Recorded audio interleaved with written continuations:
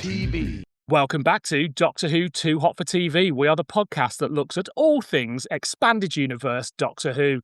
And we're right in the middle of MayGann, where we're celebrating the life and times of the 8th Doctor. And today, I'm once again joined by Martin Parsons. Martin, welcome to Doctor Who Too Hot for TV. Hello, it's lovely to be back on the OG Too Hot for TV. Yeah, we're back for one night only. Well, not one night only, 1 month only. And there are many more episodes coming over the year, but you know, to celebrate all things Paul McGann. It's 30 years since the TV movie, and he is that Doctor that's carried on. I mean, they all carry on and on now, but They do. He felt like the first one that was truly embedded in spin-off media. He was the spin-off Doctor. I know McCoy had his run of New Adventures, but he was the first one. He was at EDAs. He was audios. That was his world from sort of 97 through to 2005. So what is your relationship with the 8th Doctor spin-off material? Oh, I mean, I was there from the very beginning because the TV movie was my first new sort of TV Who. Although recently I was thinking that Paradise of Death was my first big new thing, which I think I do have this sort of association with that kind of later Pertwee years unit team because that was new, that was exciting. Yeah. But the TV movie was wild. I mean, I remember the trailers coming on and just being like, what is this? Like, I couldn't quite comprehend because I didn't know in advance. I didn't get Doctor Who magazine. I didn't know anything about it. So just the trailer came on, It's About Time or whatever it was. And it was like, oh, okay. And so then I was obviously all in. I thought it was great. It was the most exciting thing I'd ever seen. Rented the video of it, which had that compilation of all the regeneration scenes at the beginning. It was the most exciting thing I'd ever seen as well. I've forgotten about that. Oh my God. Because I hadn't seen half of those regenerations. So I was the Baker to McCoy, in inverted commas one, was like, what is this? What's that furry hand? That was wild. So then as soon as the books, I never had, and still to this day do not have, I've read it, but I don't own it, The Dying Days. So I missed that, the tail end of the Virgin New Adventures, but I was in for the 8th Doctor. I remember the 8th Doctor's coming out, and I was there was a Doctor Who shop in Sheffield called Galaxy 4, and they used to run these days where you could meet one person from Doctor Who. And it's the first time I'd done one. It was Colin Baker. It was a brilliant day. And there was a table of merchandise. And on this was the 8 Doctors. So it's like that Seal of Rassilon cover. I was like, what is this? And again, I hadn't known that there were new books happening after the Virgin. I knew about the Virgin books, didn't know there were new books coming out. So it was that and the Devil Goblins from Neptune that were sort of next to each other. I was like, what is this strange new world of circular book covers? and so I was all in then in the 8th Doctor range. I didn't stick with it. I came and went. And I did start getting Doctor Who magazine, and I'd sort of come in and out. And so then I picked up Doctor Who magazine and started reading it again from about 1999. And so I remember it was the last part of The Company of Thieves was the comic strip. And so that then led into The Glorious Dead, which is just amazing. So I was really in on the comics as well. Then that stayed right through to the end of the 8th Doctor comics. And then Big Finish too. That was my first Big Finish subscription, was the one that started at Storm Warning, because when they announced that season 27 is happening, well, not season 27, but the new season, as good as, and it was like the Brigadier, and he's got this new friend called Charlotte Pollard, all of that. I mean, I was 100% in, and I was in for that first, up until the Divergent universe. It was like event listening. Yeah. I don't hate the Divergent universe.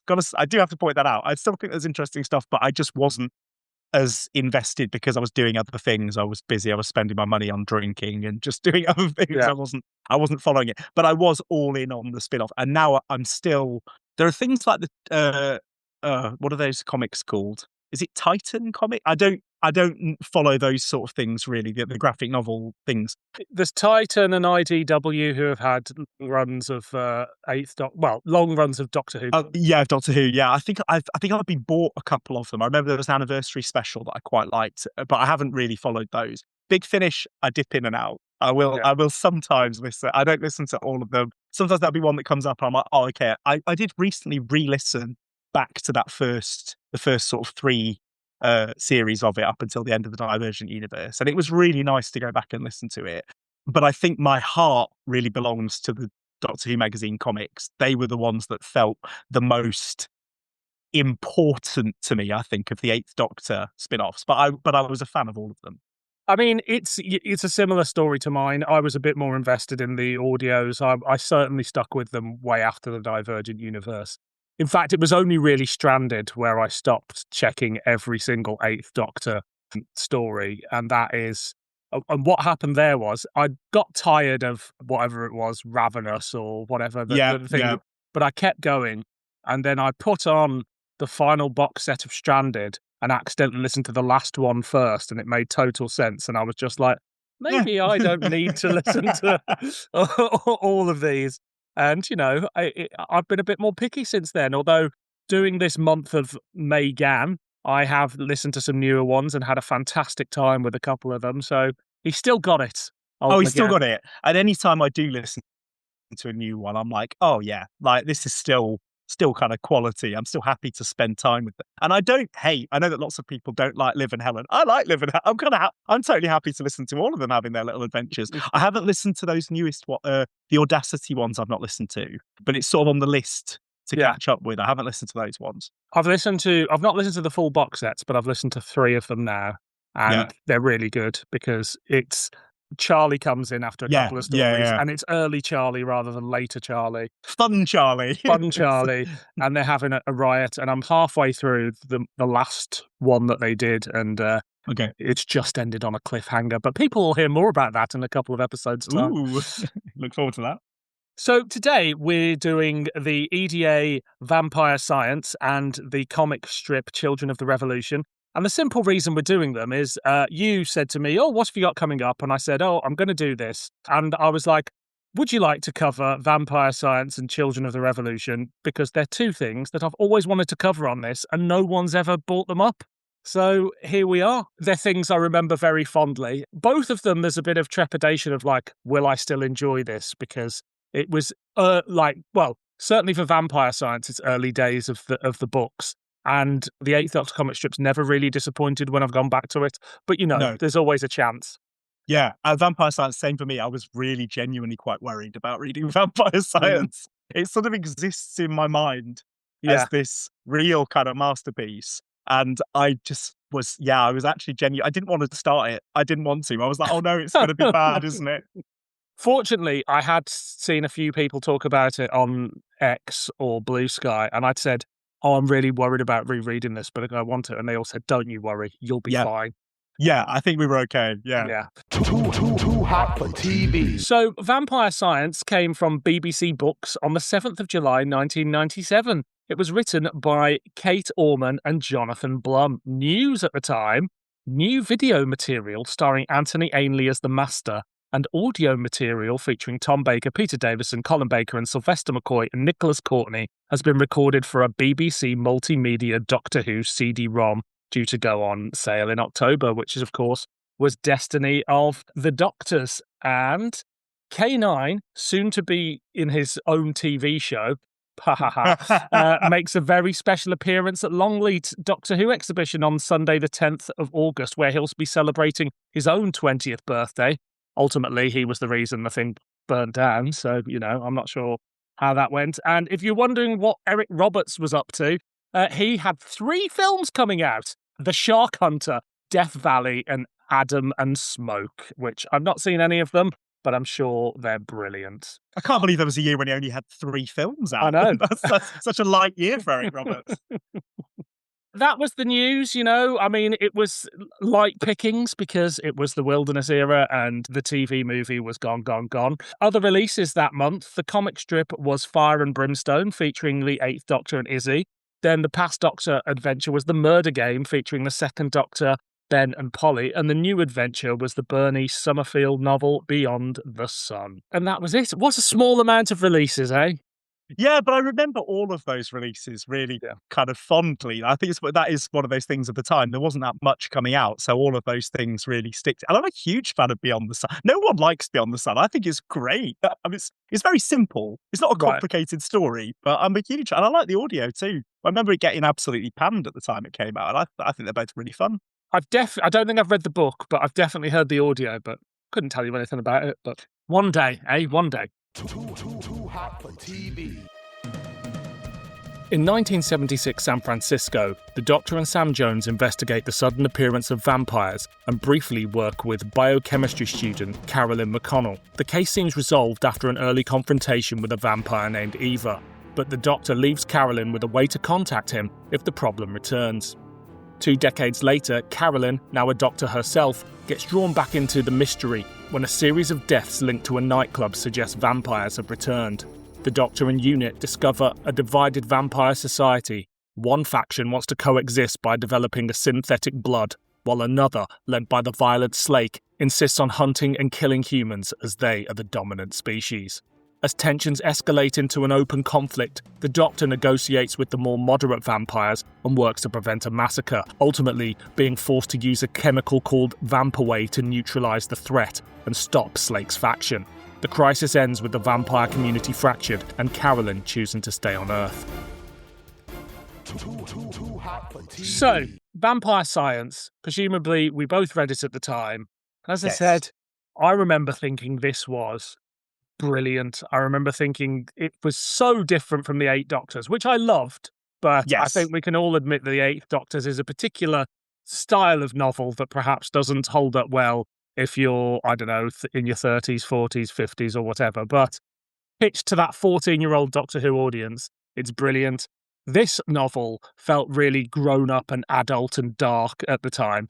I mean, to a certain extent, I think it still does, but it hasn't changed a bit for me. Like, it's still like a top quality bit of Doctor Who. What about you and your memories and where we are now?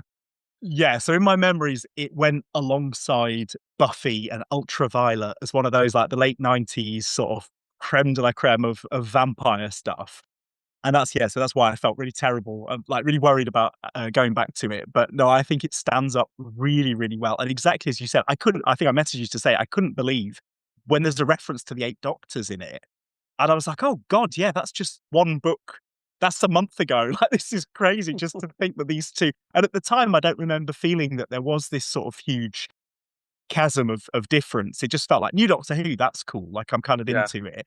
But now, sort of hindsight, it's like, whoa, the whiplash effect of this thing. And the fact that there were just vampires 2 months in a row, but in a very, very different way. And I think what's sort of important about it in some ways is it feels like a new adventure still, like that it feels like it's in the continuity of what we've had before, where you get kind of brilliant character exploration and things like that, which obviously you don't really have in the Eight Doctors. There's a certain amount of but he likes talking about what Colin Baker's feeling. There's a lot of like the Sixth Doctor introspection, which, to be fair, also happened in the New Adventures. What he's feeling and what he's eating. What he's eating, how he's looking, what he's feeling, what he's eating. Just a close examination of Colin. But I think, I mean, I have to sort of front load the fact that I think Kate Orman is absolutely fucking incredible. I don't think there's a Kate Orman book that I don't like. Whenever there is an element that I'm not that sure about, it tends to be when she's working with Jonathan Blum. I don't know. There are the one or two points that I think for me were a bit weaker, but they don't feel like Kate Orman points. They feel like they may be sort of external to that, because I think her exploration of character is second to none. I just think she's excellent. I think she was exactly the right author to bring in, sort of when you're not kicking off the range, obviously, but you're sort of starting as you mean to go on. I think she was a really, really good choice of author. Yeah, absolutely. I think I wouldn't have noticed the tonal whiplash at the time. I just think I would have gone, here's one great Doctor Who book, and here's another one. Yeah, another masterpiece. Fantastic. But going back to it now, you could use this as the basis for a pilot for a brand new series of Doctor Who or a vampire show. Oh, yeah. And not have to change an awful lot about it. Sure, it's got a companion from the 90s, and there are lots of, but it's set in the 90s, like, you know, it's fine, and the 70s. Yeah. But it is perfectly pitched, and like, you don't need to have read the Eight Doctors. It feels like Sam and the Doctor have been traveling together forever, and there's this great team. So I'm so glad it stands up, but I just got immersed in that world straight away. Within sort of 2 chapters, I was like, no, I'm in. And, you know, it starts off with this sort of preamble in the 70s where they're investigating a vampire in a club, somebody gets killed, and it's where they meet Carolyn, who becomes a big part of the plot. But it's it just hits the ground running and doesn't stop, I think. Yeah, I think that prologue, the Doctor and Sam are so fucking cool, because also we didn't have any time with them in the Eight Yeah. Doctors. She gets chased by the crack dealers, and then he fucks off and leaves her, and then he pops back at the end, and he's like, "Hey, let's go on a little trip." There's no real like development at all. So, like I say, I think it was the right choice to have a bit of a jump, and they have been traveling together. They do get on really well. They're coming in and seen from Carolyn's perspective as well. So you're getting this sort of reintroduction to the pair of them. And yeah, like you said, it doesn't really matter. You don't have to have read the Eight Doctors. You just have to know that he's got this mate called Sam, who then they do go back and sort of explain a lot of what she's about as well. So you could really kick off from this point. And yeah, I just think it's great. And I think having that outsider is such a good way of structuring the book, and her relationship to the Doctor and her relationship to Sam, which is really quite nicely done as well. And it starts off, I'd sort of forgotten that we had the sort of romantic leanings between Sam and the Doctor this early on. Yeah. And but at this point, it doesn't make me want to like smack myself in the face, because it's done very, very nicely, because it's Kate Orman. But I thought that was actually really well sort of seeded.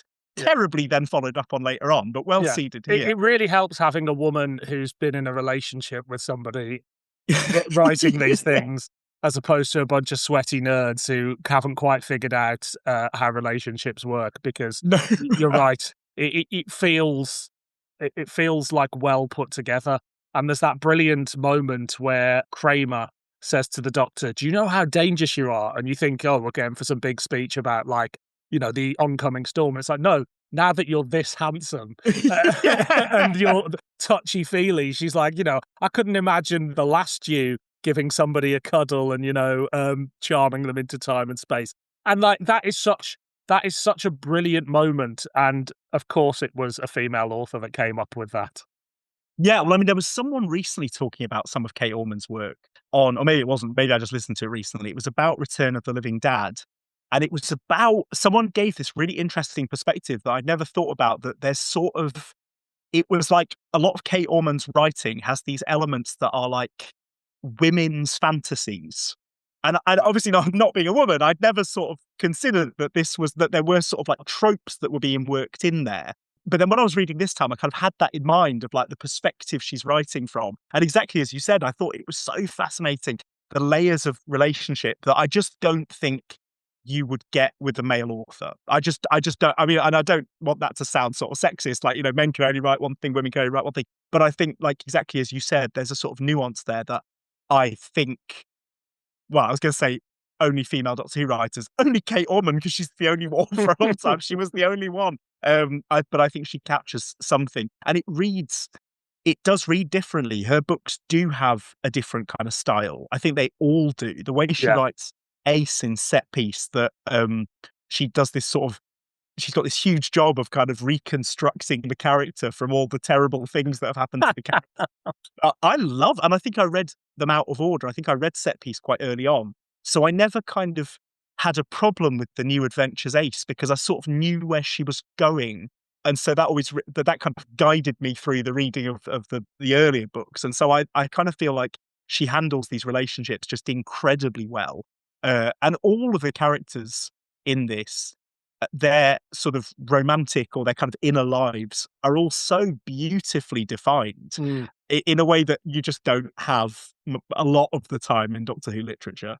Something I hadn't really seen until I've done this run of Eighth Doctor stories from different parts of the Eighth Doctor run is quite a few people early on in the Eighth Doctor run pick up on the romance. And I don't mean the romance as like a romance with a large R, I guess. A romance with a capital R, like the sort of Byronic nature, but without any of the negativeness of it. That there's something quite romantic and charming about the Doctor's life. And I think the new series picks up on that a lot of the time as well, of like, actually, it's a world where there is dangers, but the excitement and that sort of the magicalness of it all is something that people will risk being chewed on by a vampire or something like that to experience. And like the Doctor himself is just this enchanting, magical creature in this book. And he's a bit like that in Storm Warning, and there's other little places that he is. But I think we lose that quite quickly in the books, in the audios, and he settles down into a version of the Doctor that's definitely him, but that is slightly more generic Doctor, perhaps. Yeah, and I think definitely the fact we get over and over again, they sort of say how magic the Doctor is. And what I wrote down is the human and the wondrous. And I think that's something that Kate Orman does really well. And the scene in this where they go into that bit of the TARDIS that I wish they'd done I wish they'd done it in RTD2 when they had the budget. The bit that's like a hillside full of butterflies that you get a few times. It's just such a gorgeous scene. And it does just show like how magnificent. And we know that the scope for that was there because we've seen how amazing the console room in the TV movie is, and the idea that there is more space to the TARDIS and things like that, and the Volkswagen Beetle that's sort of like parked in there and all that. I think it's done so brilliantly here, and the fact that you get these characters who are just looking at this life and how magnificent and different it is to the life that they've got on Earth, and you get that obviously in Rose, for example. You get that done really, really well. What I did really appreciate here as well, though, is that you have a puncturing point of that, which is General Kramer, who's coming in being like, but also you might get killed. And like you said, she's also like, Doctor, do you know what a handsome bastard you are and how you're making all these women follow you and they're all going to die? Because she knows the Doctor of old. And so she's sort of got this sense of like, you can't trust him necessarily all the time. And I think that was such a great sort of character portrait of the Doctor as well, that it's like he's not necessarily always going to be doing he is doing the right thing, but the way he does it is not necessarily always going to have great outcomes for all of the characters involved. Yeah, absolutely. And I think she just gets it so right. And Kramer, this is Kramer's first appearance, right? But she does make some appearance. No, I think this is what made me sad. I think this is her only appearance in the books. Oh yeah, I think she gets mentioned later. I don't think she comes back, but she's in Time Rift, the fan video, if you've ever seen that. Oh yes, of course. so she has. There is a face to put to the character, and to be honest, she's great in Time Rift. I mean, it's awful, but she's great. I kind of love her even in that as a fan film. Now I'm just having a quick look on TARDIS Wiki. And she shows up in Unnatural History. Oh, yeah, that's the next Orman and Blum book, isn't it? Yeah. And then she is in, of course, she makes several appearances in Candy Jar Books Brigadier. Oh, right, okay. Oh, that makes sense, okay. Yeah. A brilliant replacement for the Brigadier, again. An amazing replacement, yeah. And it's great because it could have been Bambera, but Bambera seemed to get on too well with the Doctor. So it's good to have someone who's a bit more antagonistic. And even in the fan film, she's more standoffish like she is in this book. She's a bit like, what are you doing? What are you up to? And I think that just works fantastically well. And she's just a really well-drawn character. And I especially like I say, the role she's playing, making Sam question herself, which is really good. Because from the prologue, you get Sam coming in all sort of cool. And then she meets Kramer, and Kramer's like, do you actually know anything about this man you're traveling with? What do you know about his history? Yeah, it just makes perfect sense to make them a bit more antagonistic, and more Kramer, please. Oh, absolutely. So Carolyn McConnell is the main guest companion for the story, which was originally written as Grace Holloway. Yeah. What could have been, but as has been going on for 30 years now, they can't get the rights to use Grace, which is absolutely fucking insane. One of the early chapters is published in a charity anthology called Perfect Timing, which features her role as Grace, essentially. I don't quite know how that would have worked with the 70s, though. Yeah, no, that's an interesting one. And I don't know that I think if it's Grace, you come with all this extra baggage and Grace's relationship, because she was with the Doctor right at the start of that regenerate. I don't know. I'm sort of like, I kind of think it works well not being Grace. Much though I would absolutely love Grace to have been in the books. And that's one of the reasons I particularly like the comics, because you do actually get Grace back. And I think it is a real shame that we haven't had her back. And especially that this year we didn't get her. I know Daphne Ashbrook's coming back, but It's I not don't the give a same, is it? I don't give a shit about that. No, I like Daphne. It's always nice to hear Daphne Ashbrook. And in that story which she was in the Divergent universe, The Next Life, Yeah. where they have that conversation about Grace, and it's like, oh, it does sort of warm my cockles, but I do wish we could actually see the character again properly. Yeah. I can only assume that when the comics have done it, they've used the likeness and just not told. They've just figured we're a comic in the wilderness era. Nobody's going to fucking care. But a BBC. No. But I assume as well, because they got the Eighth Doctor, they were allowed to use the Eighth Doctor, and I know that that's slightly different, right? But I just sort of assumed that the comics were like, yeah, we could probably use stuff from the TV movie, can't we? We've got the console room, we've got all the sort of like decor. Yeah, it's such an odd situation. My understanding is they can use the Doctor and the Master because they're owned by the BBC, Yeah, and so yeah. it doesn't really matter who's playing them. But the fact, like, Grace and Chang Li should have been back every other fucking week. Yeah, absolutely, definitely. But it was not to be. How do we feel about the use of vampires and their place in the Doctor Who universe? Oh, absolutely amazing. I mean, I think we should have vampires more often, all the bloody time. I think one thing that I remember reading somewhere, someone talking about Gallifrey and writing about the way Gallifreyan history is given bit by bit in the show and gradually kind of consolidates into the Gallifrey that we know today and Rassilon and all that. And there was the suggestion that the fact that we got Invasion of Time instead of the one with the killer cats, whatever it was supposed to be. I know it's not, I know it wasn't Geng Sing, but whatever it was called, the killer cats. And that meant we lost an element of like building on Gallifreyan lore. And it was kind of the last time we had the chance to do something different. But that's not true, because State of Decay gives you the extra bit of Gallifreyan lore. And it's a beautiful bit of, because basically what I love about it, that they've done really well in some of the audio dramas, is that they go through this thing where essentially it sort of makes the Doctor a bit racist. Like he's a bit like, oh, I hate vampires. Yeah. And then that goes through quite a lot of the sort of earlier regenerations and Blood Harvest and things like that. And then by the time he gets the Eighth Doctor, he's dealing with it differently, and he's like trying to kind of understand them. And you get that in this book done really, really well. And there's an audio, the final main range audio, the beginning of the end, or the end of the beginning. Yeah. And there's a story in that one where he's got a vampire who's just his mate, like the Highgate vampire. And I loved that. I thought it was really sweet. And it's like, I think this is something I really wish the show had dealt with more. And the way they kind of work vampires into the mythology, you've got the ancient vampires, the great vampires. You've got the fact that humans are always destined to turn into hemovores or the future kind. They're always going to become vampires in the end. Yeah. And they barely touch on it in the since 2005. And I kind of feel like it's a real wasted opportunity. And I can't believe they've not done at least one full proper. I know there was the Plasmavore. They've done like little The bits. Vampires of Venice that weren't really Vampires of Venice that weren't vampires. Yeah, I kind of wish there'd just been one that was like full on vampire, full Buffy, full stakings, all of that. I think it's blood that puts them off, because they're not allowed to. Yeah. But then you just you don't do the blood. Yeah. You do something else. You see them bite somebody's neck. It doesn't have to be loads of blood. When you stab them with the stake, they turn to dust and Yeah. And even, I mean, in the cutscenes from Curse of Fenric, where you've got the Russian soldiers staking the vampires, those are great. I was like, this should have, because also the first time I watched Curse of Fenric, I didn't really get that they were supposed to be vampires that much. Because in the original, you get a few bits with like the nails on the throat, but it's like, I'm not really getting it. But when you see the cutscenes, you're like, oh yeah, they're just going out staking vampires. Of course they are. This is what you do. Yeah, it's a real shame, because it is this big.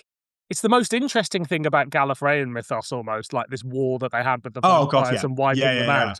And you just think it's almost worse than the Daleks in that it makes the Doctor act out of character. There's just like a race memory in there that goes, you hate these things, you must destroy them. And even though this is the incarnation in the story where actually he's trying to be a bit more fair to the vampires, it's still it has huge story potential, and I cannot believe that somebody somewhere hasn't minded. Look, whoever's going to pick up the show in 3 years' time or whatever, just do this and then just make it all about vampires. I don't care. Yeah, well, I mean, we'll get onto this later on, but it's this idea of the sort of unmined aspects of the mythology where, again, you don't want to do always the continuity heavy, blah, blah, blah, blah, blah. But this, it's such a... You don't need that much. You just need to say they are an ancient enemy. The Doctor thought that's it. And then it's like they're just really cool vampires. And that's all that you really need to work with. Yeah. And there are bits in this one, and the same in I think goth opera probably does it better, but the characters in goth opera and that sort of Buffy adjacent kind of characters that you get in Vampire Science as well.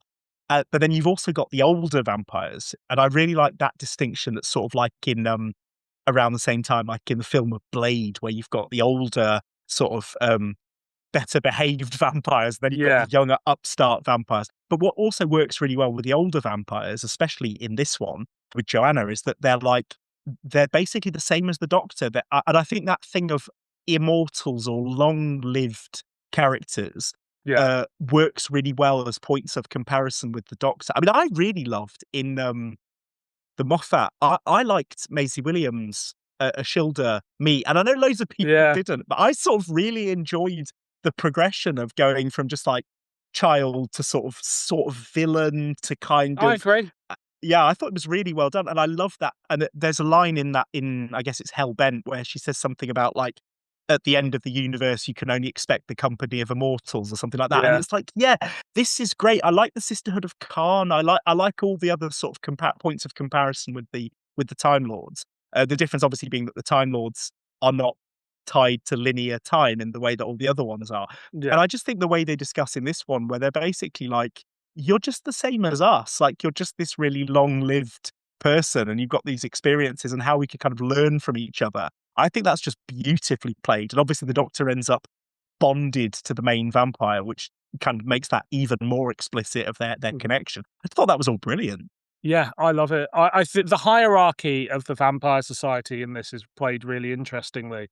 But also there's certain things like Slake, one of them preying on a depressed man, Shackle, and like who wants to kill himself, and going, well, instead of you killing yourself, why not join us? And his slow sort of decline into going, yeah, do you know what? Fuck it. This is all I've got. All I've got left of it. Shackle is amazing. And I was TARDIS wikiing that to be like, does Shackle come back? Because I'd sort of forgotten about him, but he's so good. And the way the poor man, he's just basically he sees the horror of life because he's working as a surgeon in like really rough area where everyone's getting shot, and he's putting people back together.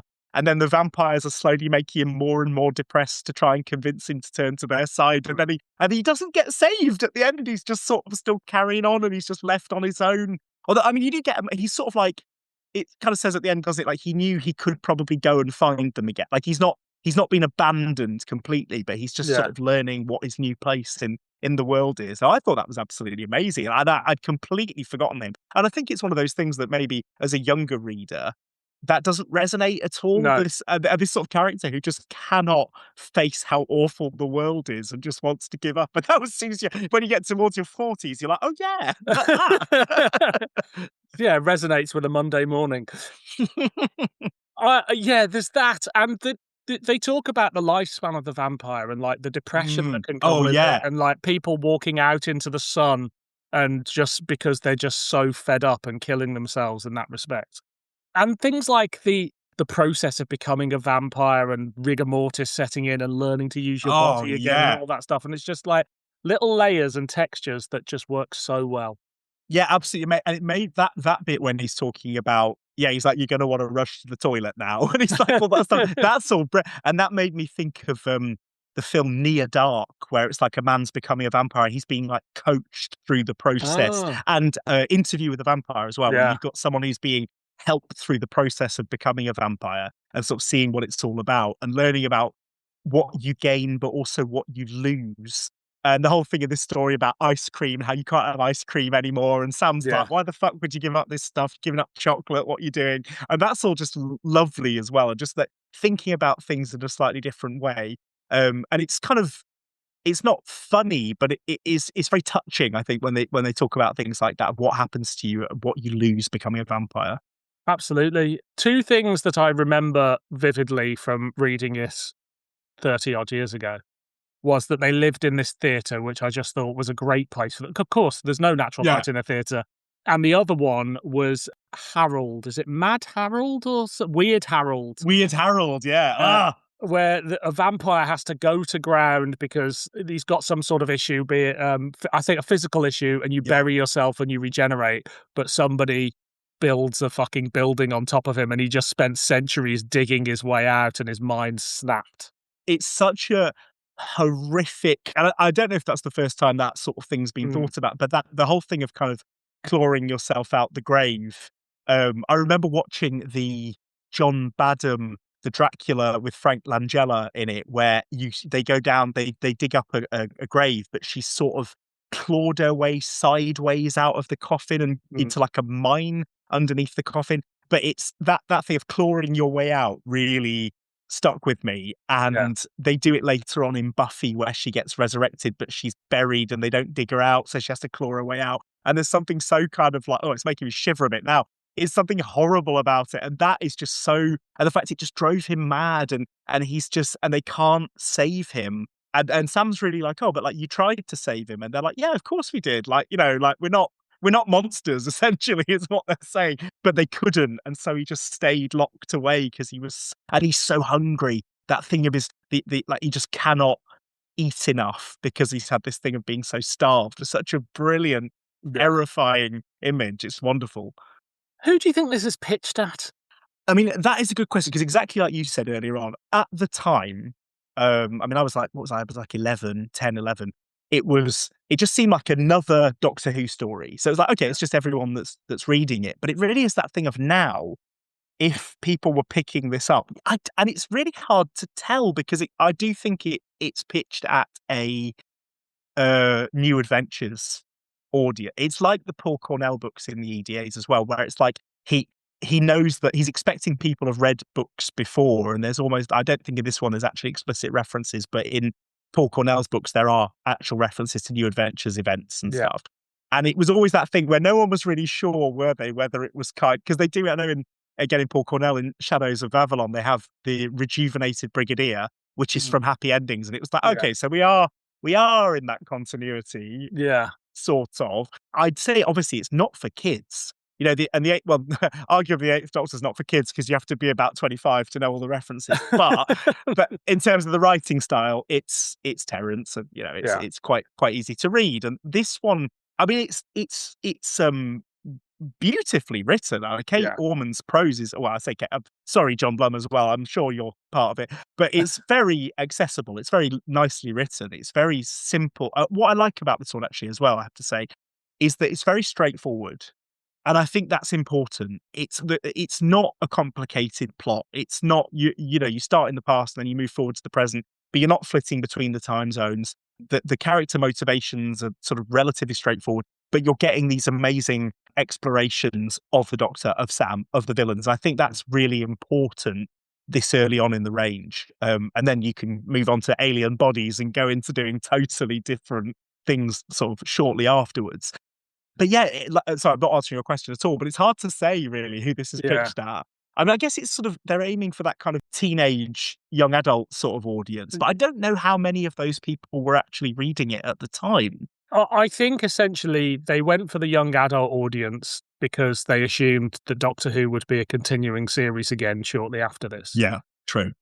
But it's a bumbled way of doing it because you get Terence, who writes very child-friendly prose, but he writes this it was child-friendly for 14-year-old me, you know? But But that's because I know what the Cartmel master plan is. Like, I've got a tin with all of Trial of a Time Lord in, so I'm good. But like, if a kid at my school who'd only seen the TV movie picked up the 8 Doctors, I imagine they would put it down pretty quickly. The very idea that a normie could have picked that up. Jesus Christ. But then this, as you say, is a bit more New Adventures. And I suppose it did appeal to me at the time, but perhaps it is slightly, like there are bits of it that perhaps aren't.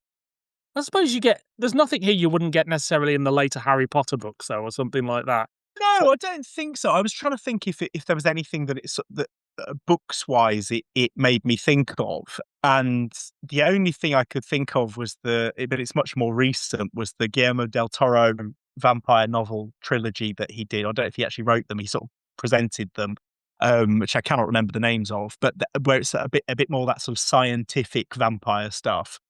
But yeah, I think it's that like you said, there's nothing in it that's sort of too. I don't think it's inappropriate for younger readers. I think I just think younger readers might not get as much out of it as more seasoned and depressed readers might get out of it. Because a lot of, even just purely I mean, it makes me think of my uncle, who's an academic, and he was talking about there's a book, a very famous French novel by Albert Camus called The Stranger.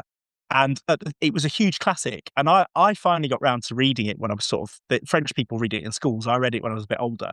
And I was like, oh, I don't really get the fuss about. I mean, I like it; it's good, but I don't really get why it was such a classic. And my uncle was like, right, you have to think about when it was written in the 1950s. People didn't travel that much, and it's set in North Africa, and it's explaining the heat of the desert and stuff like that. And he was like, people just wouldn't have had a comprehension. They wouldn't know what that kind of heat was like. They wouldn't understand it. So when they're reading that, it's this kind of mind blowing thing. So, and I kind of think some of the more violent, sort of slightly shocking elements in this one, like Sam getting attacked by Harold, is at the time was probably a bit like, oh, that's grim. But now Yeah. now kids have seen True Blood and stuff. Now they're probably not particularly like that bothered by it. So I think it sort of fits quite well into that mold. I mean, I've got no idea how the Eight Doctors, I'm imagining, sold 1 billion copies, and then this one sold 60 or whatever. I imagine there was a fairly heavy drop afterwards.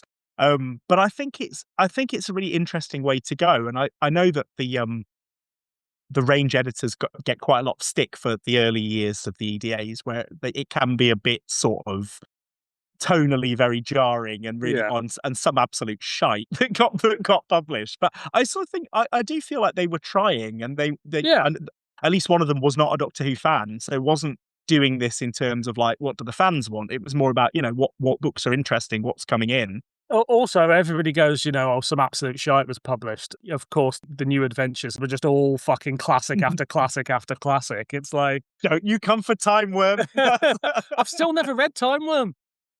One day. No, it's up and down. It's up and down. I think it's only really Time Worm Apocalypse that I'm like, ugh, what's the point? The Cat's Cradle ones are a little bit more, bit more patchy. Look, I mean, it is that I think because fans who were of a certain age, who were the right age for the New Adventures, suddenly being faced with the Eight Doctors, it's tonally very jarring for them. And but it is a little bit of, perhaps Doctor Who isn't just aimed at me anymore. And for a good year, especially because of a backlog and sort of lead times and stuff, you are dealing with books that are perhaps aimed at a slightly younger audience. Are supposed to be, in theory, more accessible. But that's just where it lands. And then it's sort of, by the time you get to Henrietta Street and what have you, it's built on its own mythos and its own lore, and it's just as convoluted and just as adult, again, in inverted commas, as the New Adventures were. I think what's nice about Vampire Science as well, though, is that they do, John Blum and Kate Orman, they don't feel like they're trying to, almost, they don't feel like they're trying to appeal to fans. They do, it feels very fresh, and there's bits that just the phrase vampire crack squirrels that I just don't think Terence would have been using. But it just feels very it feels very 90s in a good way. It feels very much like of its time. I'd forgotten that there is actually the explicit Buffy reference. Like, you did get stuff like and Forever Night as well. It's all the 90s vampires. I think that's great, and I think it does, but it doesn't feel sort of offensively pop culture-y. It's very nicely done, I think. I mean, I've never been to San Francisco, so I don't know, but I'm assuming it's good in terms of the geography of it as well. You get a lot of the city description, and I like that they talk about the earthquake and stuff like that. And I think that's all. I think it's all nicely put together. Although it is a bit weird that they're sort of in San Francisco. And I know that's the Grace Holloway thing, but then it doesn't really reference the TV. You think you'd be a bit like, oh yeah, I was here. Here. Yeah, or I will be here, like in 2 years' time. They don't really talk about it, and it feels like that would at least get a mention, but they just seems to pass by. San Francisco's a great setting because it has a huge problem with homelessness, unfortunately, and it just feels like if you're going to have a community of vampires flying under the radar, feeding on people, then it's in a place like that where people can go missing and disappear over the course of time and nobody will realise. And also, as a result, there are a lot of places realistically, such as abandoned buildings and things like that, where people do unfortunately have to live. So it's a really good setting. And it's just nice not to be in London all the home counties, you know? Yeah, escape the home counties. But it is the thing about the homeless bit when because they call them the remembered and the forgotten, don't like and it's that's great. It's just and that the hunting grounds and even the way that they talk about it, where even the kind of good vampires in inverted commas are like, yeah, well, we'll just get one person and let 14 of us feed on them at the same time. We're not going to go out and kill loads of people, but there's still this thing of like, but we're still probably going to kill someone, and that's really nicely done. And when the doctor lets the vampires go, stops them massacring loads of people, but then Sam realizes that one person is still going to die and gets so angry at that. That was really nicely done because we haven't talked about Sam. I'm always in this book. I basically, if Kate Orman is writing Sam, I really like Sam. Any other time, I probably don't really like Sam that much. But I think in this book, the way she learns about the Doctor, the way she gets called into question, because when Terence writes her, it's like Sam Jones walked along with her Greenpeace t-shirt on and was all really right on and was fighting for people's, and it's like, okay, but she's not really, she's just a sort of collection of ideas. And in this one, you get the vampire sort of quizzing her, being like, oh, you think you're so good and you think that you stand for all these things, but actually, what do you really stand for? And like, are you really putting yourself out in the world? And you sort of say this from your safe little life. And I think she needs that. The character needs that to be sort of taken down a peg, or at least questioned as to like, what does this actually mean? What is this person? Because otherwise, I think she ends up just being this sort of cipher character, which does happen in a lot of the books. And a lot of the books, she becomes just sort of fill-in companion place marker. But when you get Kate Orman, I mean, later on in Seeing Eye, it's just incredible the way they deal with Sam. And you're like, what would actually happen? And they make her into a refugee. And it's like she's just trapped on this planet, and it's not even the planet she was meant to go to. She's just been dumped there, and she's trying to build her life. And that's all done just incredibly well. But I think Kate Orman does it best. It also has her sort of questioning her Greenpeace right-onness, or what we call wokeness now, what have you, and of her being a bit of a sort of cause crusader. Ultimately, she's just like, I'm just trying to do the best I can because I give a shit, which is exactly the sort of person the Doctor would take with them. Yeah. I can't remember much of the other EDAs with her in, and all the EDAs I've read over that since doing this podcast essentially have all been later in the run. But it's the writers of those books who said, oh, I hated Sam. And it's like, but it's your job to make the companion better. Like, you don't just go, oh, it's really annoying. And Kate Orman and Jonathan Blum prove here that you can make her an interesting, likable character that it can have a great time with the Doctor, that is a good foil for the Doctor in sort of pulling him up on his shit as well. And it's like, you can't just go, that character's shit. Your job is to make it better. So shame on the rest of you because it works here. And it's true. And it's also exactly the same as Chris and Roz in the new advert. You got so many of the authors that hated Chris and Roz.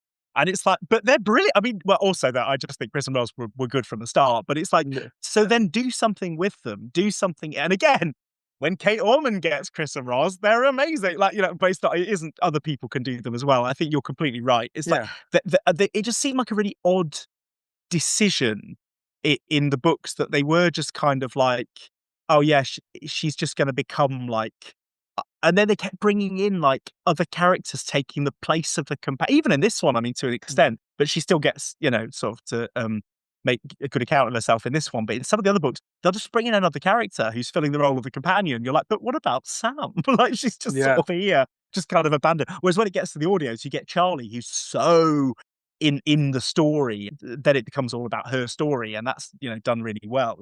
But yeah, poor Sam. But I didn't mourn her. Like when she was gone, there was never a day when I was like, do you know who I miss? I miss Sam. But I mean, also it goes back to the I think the writers, the writers are like, oh yeah, do you remember when Sam died? They're like, oh yeah. And it feels like they sort of kill off every companion and then they resurrect them all, but not Sam. They're just like, no, she's still dead. No, she's still dead. She's very, very dead. I hope one day when they do the very last Eighth Doctor story, it's Sam's revenge somehow, and she comes back and just fucking just tortures him for 3 hours at Big Finish, and then lets him go off and meet Cass on that spaceship in the crash. Because even because Sam was supposed to be in the Sarah Jane Smith series, and I don't know if it was somebody vetoed it. Was it Elizabeth Sladen was like, I don't want a character that's sort of not from No, she said, I don't want another companion in it. It's No, a another companion. Sarah Jane Yeah. story. I can't remember whether they'd recorded them or whether it was still at scripting process, but basically she turned around at some point and went, no, that can't be Sam. And I think that's a terrible shame, but you know. I think it is a bit sad. Although, to be fair, I mean, based on the stories we got, Sam would have been, hello, I'm Sam and I'm a Greenpeace warrior. And that is all that you get from that character that she becomes. So I don't know whether it would have sort of salvaged the character. But then, because I'm trying to think if no, because she gets kind of mentioned in the later books once or twice, but there's one bit where Fitz is like, oh, we could go back and visit Sam or something. And everyone's like, no, we're all right. Let's not. How do you think the book handles the horror? I think it's good. I do think that they don't go into, like you're saying, like there are bits where they sort of pull their punches a little. There are nasty bits, and I think it's the bit where Sam's getting drained. Yeah. The description of the nightclub is brilliant, where it's just kind of like there are real vampires there, and then there's just all these like posers that are just goths that want to be cool. And then Sam's just there and she's thinking she's got a handle on things, and then she just gets attacked. Hmm.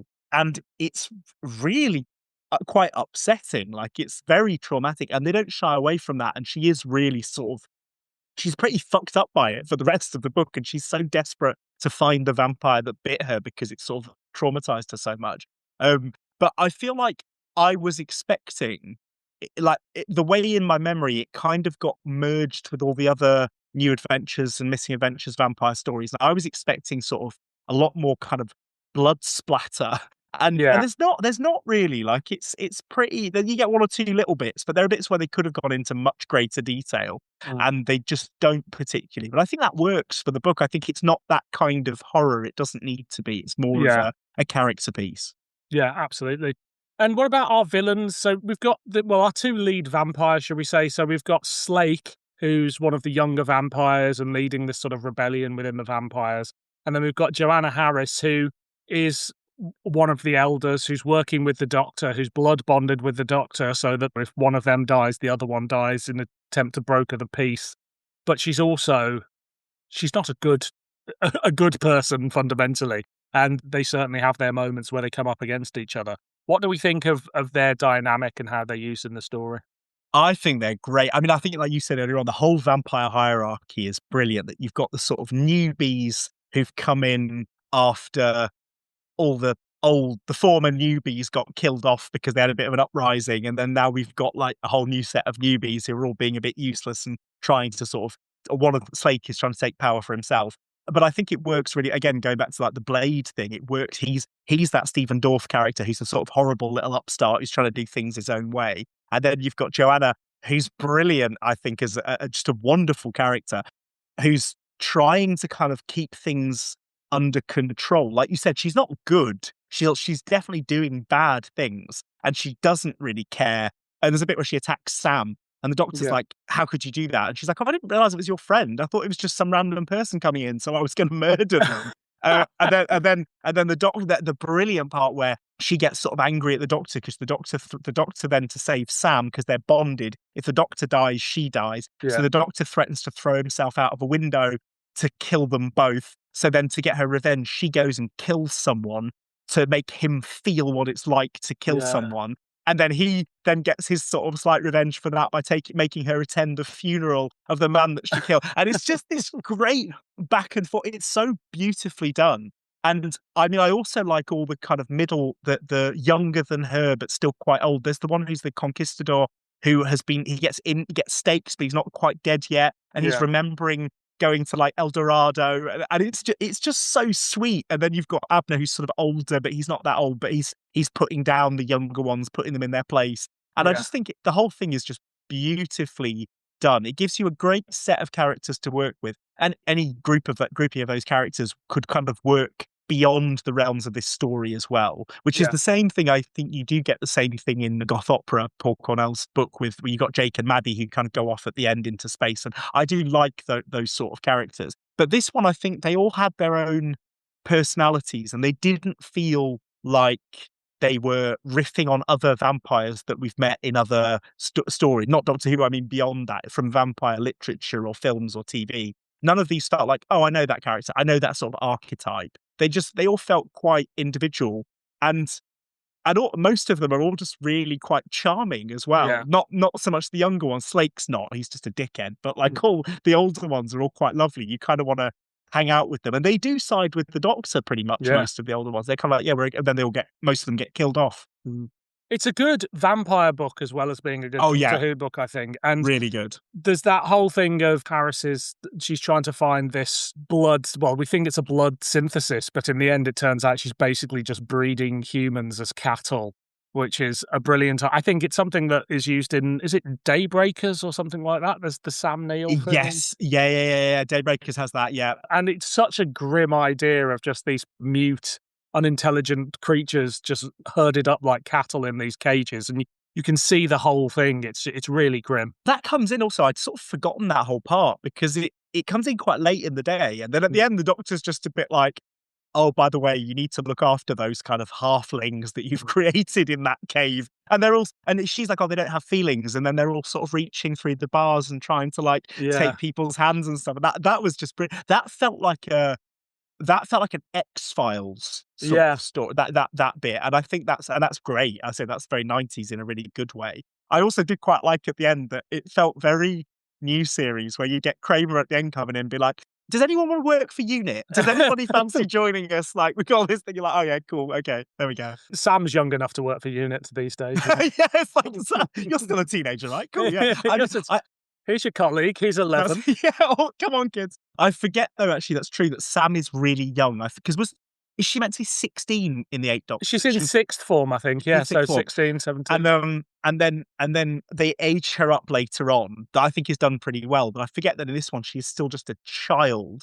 And she's going through all this horrific stuff. And then and she starts off so cool in the prologue. And then later on, they're like, oh no, she is just a really young person who's dealing with this horrible trauma, especially after she gets bitter. And then the Doctor's sort of calling himself into question, saying, kind of, what have I done? I shouldn't put people in these situations and it's so dangerous. And then trying to essentially talk Carolyn out of coming with him by getting her. But there's a great sort of like, almost like it becomes a bit rom-commy in the middle where the Doctor's going to her boyfriend and being like, come on, you got to get involved again. And he's just like, I really don't want to do this. I've been kidnapped by vampires. I've been kept prisoner. I don't want to be part of it. The Doctor's like, come on, help us out. And then you can be together at the end. And I thought that was quite nicely done. I don't think the TV series proper nails that until perhaps Rory, but I love a reluctant companion who's just like, perhaps I don't want to be part of this, but I will for the person I love. Like, they get it a bit with Mickey towards the end, and Adam's a bit of a misfire. Yeah. But yeah, I think Rory's the one where they finally get it right. It's like Polly James, the liver bird from The Awakening. Yeah. Who's a bit like, what is going on? And she's just really, and she's being sort of sarcastic and she's really scared, but she's sort of going along with it. But she's always the one asking the questions and kind of puncturing things. And I think I love that kind of character. And like I say, Rory is brilliant for that later on.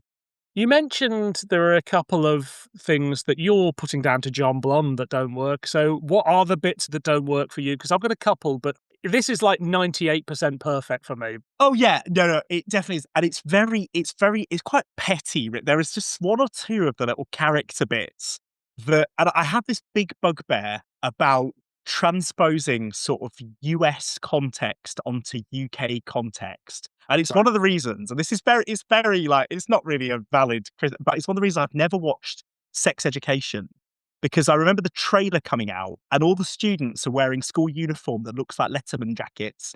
And I remember being like, ugh, no, I can't do it. And it was like Skins where they're like, oh, we're in high school. I was like, no, I'm not, I don't, this just isn't the same thing. It's sort of, you're Americanizing it. And there's a bit where Sam Jones is talking about protecting someone from being beaten up by the football players.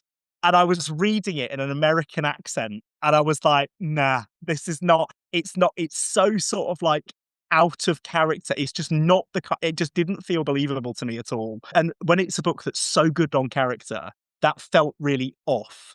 And I was like, I sort of feel like this isn't the same person writing this. Yeah. I'm getting like a sense, and there's a couple of character bits later on. I think it's basically any of the character descriptions that suddenly feel a bit off from what we've got so far. And Kate Orman, I think, has just a complete mastery of her characters. I've never noticed in Kate Orman only books, there's never a bit where I suddenly go, oh, what? And in this one, there were one or two bits where it's like, oh, really? Okay. And that's where I felt like maybe there was. I mean, I don't know John Block. I don't know apart from acting in Time Rift, and didn't he also originally write Zygon when being you isn't enough? Oh no, was that Lance Park? It was both of them had a go at it, but neither of it. them have. Then neither of them get credited on it. No, so I don't think. So maybe I'm being unfair, but there were just one or two bits that felt a bit off for me in this one. I've never had that in a Kate Orman only book. Yeah, the one thing that niggles me a little bit is Vamp Away, which is ultimately the resolution for the story. Because it just feels like in a story with such rich ideas and that's so clever, to then just have such a... I mean, Doctor Who is very guilty of this, but it's very the end of New Earth. It's very the end of Rose with anti-plastic. It's just like, Warriors of the Deep, we've got this thing that can kill them all. We really don't want to use it. The setup for it's really good, that they go, they like put on a light show within the theatre and the Doctor's really trying to find a reason not to kill them. But ultimately, it's been set up there for a long time that at some point they're going to do it. The only thing that I do like about its use, and this is the reason why it sells it, is the Doctor drinks it and then lets the vampires feed on him, which again is quite a dark image. And then there we go. I do like the way, and I like the way they set it up when he's like, if you try it on with me, you're going to regret it or something. And then Sam remembers that line being said later on and then she's like, when did you? That was the good thing about that was the when did you drink it? When they're like, when did you poison you? When did you know you were going to be attacked? And he's like, oh, I don't know, just a while ago. And he's been doing the whole thing of like, we need to come to a peaceful solution. But then he sort of knows that he's planning on killing them all because he knows they're going to attack him. So he's sort of getting ready preemptively. I did like that. But yeah, I completely agree with you. And it just also felt like the book offered a load of possible resolutions. Yeah. And then the ending does feel a bit rushed. I didn't hate it because I felt like like I said before, the story wasn't the most important thing, really. It's like the character stuff is the most important thing. Absolutely. But it did feel like suddenly we're at the end and you're like, oh, that's it? Okay. and then you get the end stuff with Joanna, which I thought was lovely. So that kind of makes up for it. But it's true that it does suddenly feel like they've not written themselves into a corner, but just that they needed an ending pretty quickly. And they're like, the ending is this. Because there's a bit at the very beginning because doesn't Carolyn go off with like a jar of vampire blood at the beginning? And I was like, is that the resolution? Is it that? Yeah. And it's like, not really. No, it's like, that's not really anything to do with it. And you're sort of like, oh, okay. So I was kind of expecting there to be more of a twist. And I think I remembered it being a bit cleverer. I think I remember it as like a book that was quite sort of intelligent. And it is emotionally, but I don't think it's necessarily that great as a purely as a story. No, I agree. The ending of this frustrates me as well, not because of what happens in it, but what doesn't happen afterwards. Because as I said earlier, this is the perfect pilot for Doctor Who back then or now. And somebody in BBC Books should have gone, okay, so our returning characters here for Doctor Who, it's Kramer, it's Harris, it's Carolyn. Those should be the characters we keep coming back to. And the Doctor, for some reason, somehow is being kept drawn to San Francisco. We'll get some more vampire threats, but there's other alien threats and things like that. And it's like, that's the series right there, because all of these characters you want to see again and you want to know what happens to them. And there's other stories you can tell with them. It's not, and they go away and they have a happy ending and there's nothing left to do with them. So it's bizarre to me that nobody read this and went, this is the blueprint for Doctor Who for the next few years. I think you're completely right. And I think it's a shame. But I mean, the new adventures are kind of the same. They don't really, I'm trying to think, Cadiatu, Lethbridge, Stewart. I'm trying to think if there's recurring, particularly like, there's one or two, but they sort of lose that thing of having like not that you necessarily need your like brigadier character. No. But I think, like you said, about returning to some of them. And Harris, I can't believe they did, because also she fits really well, because she fits with the sort of vampire thing and the Time Lord thing. And then later on, you get Faction Paradox with their use of biodata. And it's like that all fits really well with the vampires, but they never seem to sort of marry those up particularly. And I think that is a real shame. I think the problem is with the new adventures, EDAs, PDAs, Missing Adventures, is everybody wants to write their version of Doctor Who, their definitive version of Doctor Who, and introduce their characters. And I think in some ways, and this is going to sound like blasphemy, but I don't mean it in a bad way, Bernice Summerfield becoming a continuing character and becoming a companion was almost one of the worst things that happened to the writers, because everybody went, especially when they were experimenting with different characters around the time, everybody went, I need to create a new character that hopefully resonates the same as Bernice does. Like, I'm not pissing on Bernice's legacy. No. But No. you know, like, a lot of the time you feel like someone's creating their, not quite in the Eric Saywood way of I'm not interested in telling a story about the Doctor, but I think, as you say about Sam Jones, people are going, well, Sam's shit. If I write a character, maybe they'll go, oh, we can bring that character in and carry them on. And they do it really well here. And I just think somebody in the editorial team should have gone, this is the future of Doctor Who. But yeah, and I think also I often feel this way about when you get given a really good setup. I feel like it's, I mean, obviously they do it with Peladon, they do it with New Earth, but when you get that good setup and but then you stop, you don't go back there very often. And it's like, I felt it most in the obviously I felt it most in Sheffield, in the Jodie Whittaker series, where they have like you start off and you get in Arachnids in the UK, you've got the university team. Yeah. And then as soon as you get to Resolution, you have just like a different set of scientists. And I was like, oh, why aren't they the same site? Like it's the same city. It's like the same. Why not just bring back some people, or add in new people, bring back those people? I do miss that sometimes, of having just a fixed point that they can go, like, it doesn't, and then obviously now it's become Unit again, but it doesn't have to be Unit. Not that I hate Unit, but it doesn't have to be always Unit. Yeah, it could be anything. I mean, it's Unit here, though, isn't it? But so, to be fair, maybe it does always have to be Unit. Yeah, but it's American Unit, so it's like it's a little bit different. It changed, and she's great. I mean, Kramer, and I love the fact that Kramer comes in and she's like, the Doctor is this manipulative, cold, distant, and then the Doctor's like, "Action!" I just get the thing. That was just brilliant, and because it is that real difference of, which obviously, I mean, you get in the TV movie, but you get Sylvester McCoy, especially like older Sylvester McCoy, and then you get Paul McGann, and he's got his Tigger energy, and it's that just brilliant, bouncy Doctor. And at this point, that's very much what you're working with. He's not had amnesia 67 times. He's not got the whole of Gallifrey downloaded into his brain. He's not dealing with all of the whatever Divergent Universe stuff. He's not lost time. He's not, and he's just so fun. And I think there's something about Paul McGann's performance that catches that so well, that in the books, especially the early books, you can't help but see him.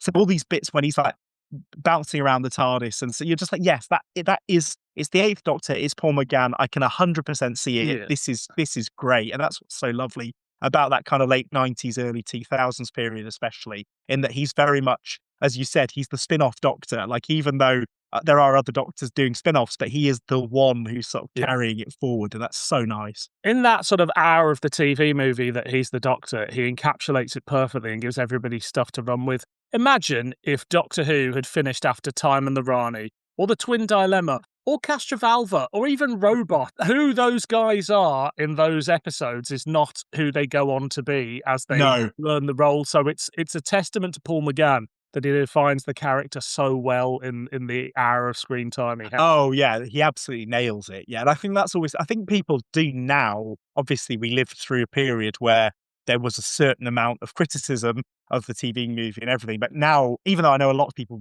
they were still okay with McGann, but I think now everybody sees that it's brilliant.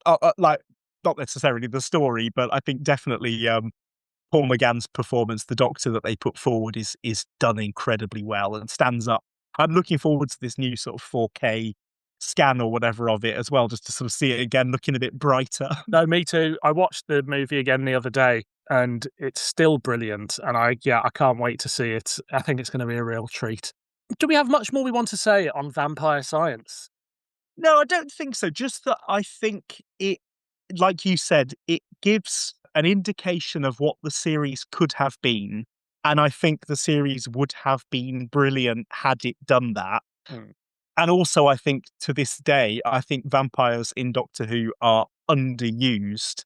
And I think this book demonstrates how well they fit with the whole world of Doctor Who. Yeah, absolutely. More vampires, please. More vampires. And bring back all these characters, but make it good.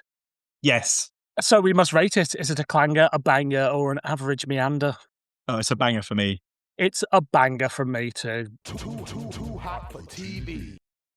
So the next thing we're going to look at is the Doctor Who magazine comic strip Children of the Revolution, printed in Doctor Who magazines 312 to 317 from the 13th of December 2001 to the 2nd of May 2002. Written by Scott Gray, art by Lee Sullivan, colorist Adrian Salmon, and letterer Roger Landridge. Bear in mind, this is a 6-month period. The news at the time: Hutch comes to time. David Soul, star of popular US crime series Starsky and Hutch, is to join Death Comes to Time. And again, you wouldn't know it was in there. Paul McGann's UK convention debut is cancelled due to poor ticket sales. Now, this is by the company Star Fury, who recently did the Big Flux event that was marred by a few problems, and Christopher Eccleston famously didn't show up. I know, I was there. But it seems like I was at Paul McGann's actual debut and they didn't have a problem shifting 2,000 tickets. So I'm going to put that on the company rather than Paul McGann. Yeah. Mary Whitehouse had just died. How very, very sad for us all.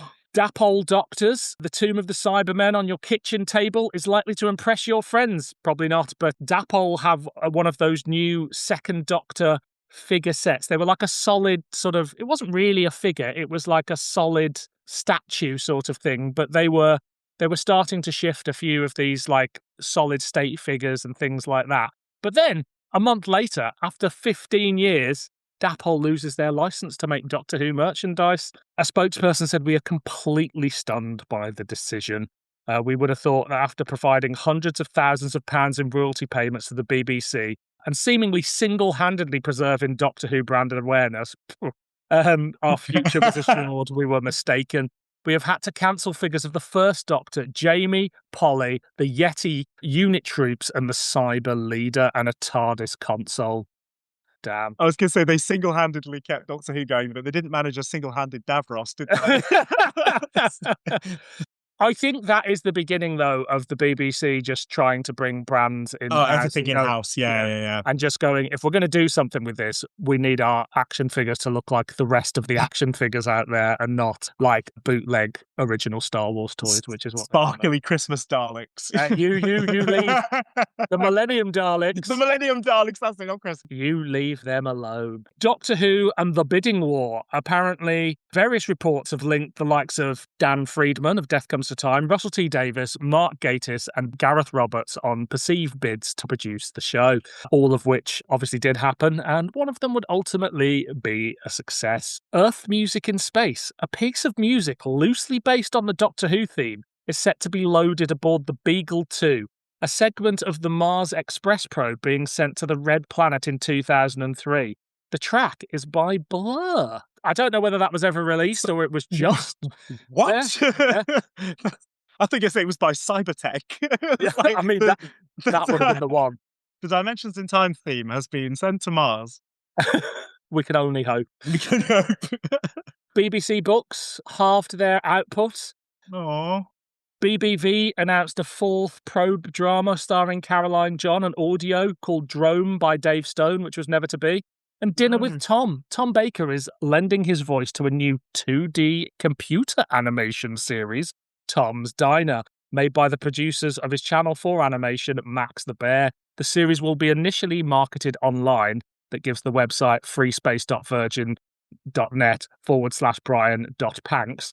That's one to get on Internet Archive for. And hope that's still there. Yeah. It will then be offered to broadcasters. Tom will play a food-obsessed Tom Plum, who, after leaving the Institute for Culinary Insane, manages the local American-style diner. Whatever happened to that, eh? Well, what is Max the Bear? That's what I want to... Because it sounds like that actually existed. Yeah. So oh, God, no, Internet Archive again. Yeah, we'll be covering that on a different podcast at some point.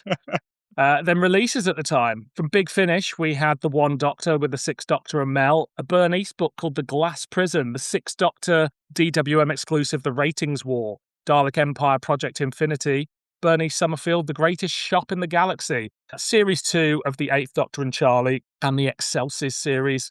Now, something I've not heard of. Regenerations was broadcast on Radio 3, which is a radio play set at a Doctor Who convention in Belfast featuring Tom Baker and Sophie Aldred. It's great. It's Yeah? really, I really, really like it. Yeah, it was on. I missed it. I remember seeing it advertised at the time and missing it and not recording it. And then it was on one of those BBC CDs that was like Doctor Who at the BBC. Mm, I think it might have been the one that had the Delia Derbyshire drama on it, Shining Sands and Silver Veils or something. Regeneration.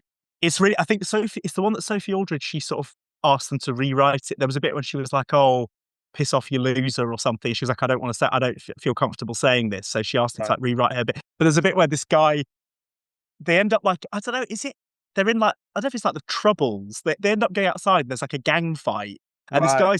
this guy's trapped in the fight. And then Tom Baker's like, come with me. And then the Doctor Who theme starts. And it's actually lovely. It's a really nice, it's quite a sweet like relationship drama. But then there's just every so often there's bits for the Doctor Who actors in. It's good. It's good. I recommend it. Right. Okay. I'll check that out. That's what might be one for a future episode. And then the EDAs, we had the Eighth Doctor, Angie and Fitz in Mad Dogs and Englishmen, Hope, Anachrophobia, Trading Futures, and the Book of the Still. In the past Doctor adventures, we had Relative Dementors, featuring the Seventh Doctor and Ace, Drift with the Fourth Doctor and Leela, Palace of the Red Sun, Six and Perry, A Morality Tale, featuring the Third Doctor and Sarah, and Warmonger, featuring the Fifth Doctor and Perry. On DVD, we had Tomb of the Cybermen, Ark in Space. On VHS, Planet of the Giants, The Ambassadors of Death. BBC Audio, we had the soundtracks of The Faceless Ones and The Smugglers. From Telos, we had Citadel of Dreams with the Seventh Doctor and Ace, and Night Dreamers with the Third Doctor and Joe. On BBC I, we had Death Comes to Time, and from Magic Bullet, we had Caldor City, Death's Head. What a time to be alive. Bloody hell. I mean, there is some absolute... What year is this? 2000? The end of 2001 into 2002, so it's 6 months over that period. Some of those things are just sort of absolute. I mean, the thing is, I think I've got a lot of time for pretty much everything on. There's nothing I'm like, oh, that. But I mean, just things that were great attempts. I think Death Comes to Time was a great attempt at something a bit different. I think Caldor City is an absolute banger. I re-listened to that recently and was sort of astonished at how well put together it is as a series. Most of those books, I mean, I think also having been a bit bitchy about Sam Jones, but once you get into Fitz and Angie, Tricks I was a bit less sold on, but like I just think that Fitz was such a great character. Compassion I really liked as well. And I think they had, once you get into those later books where the authors actually like the companions, they do such brilliant work with them. And it is a shame that I know they sort of cropped up in Big Finish that once, but I feel like Fitz especially has been a bit underused in subsequent years. Where's his spin-off series? Actually, no, don't. Did Candy Jar have a spin-off series of it? Maybe, I don't know. Probably. They got Chris, they got everyone else. Yeah, it's a good run, but things are starting to wind down. You know, Dapol's lost their license. BBCI obviously go nowhere. BBV are doing less. Like, there was an announcement of a BBV drama there, but there weren't any BBV things released. I was gutted about that the BBV drama. I like the Probe series. I like Caroline John in general. I wanted more. I was really upset that never happened. I remember still every so often hearing about it and thinking, I thought it had been recorded and would eventually get released. And it's like, oh no, it just doesn't never exist, happened. Nah. What could have been. It's always just such a shame that I just feel like the one thing that Bill Baggs did that had more life in it was the Probe range, I think. Oh yeah, by far. Yeah, definitely. Too hot for TV. The Doctor and Izzy arrive on the planet Kryll, where the science officer aboard a submarine crew is helping Izzy adapt to her new fish-like body. However, they encounter a group of Daleks behaving in a completely unexpected way, capturing rather than exterminating humans. The Doctor soon discovers these are the humanized Daleks, created from his earlier attempts to instill them with human emotions back on Skaro in his second incarnation. And they now regard the Doctor as their creator and saviour. Led by Alpha, these altered Daleks struggle to define their identity, torn between their violent origins and newfound individuality, while an external psychic influence manipulates them towards chaos. As tensions rise between the Doctor, the humans and the Daleks, the Doctor realises his past interference has led to dangerous consequences, and he must confront both the psychic threat and the tragic instability of the Daleks' evolution, ending on a bittersweet reflection on whether the Daleks can ever truly change. Too hot for TV. Did you read this at the time? Oh God, did I read this at the time? When you suggested this, both things, but particularly this, I still get like goosebumps thinking about it. I love this comic book. Like I said earlier on, I came into having not read Doctor Who magazine since the kind of early mid-90s. I had about 4 years where I wasn't reading it.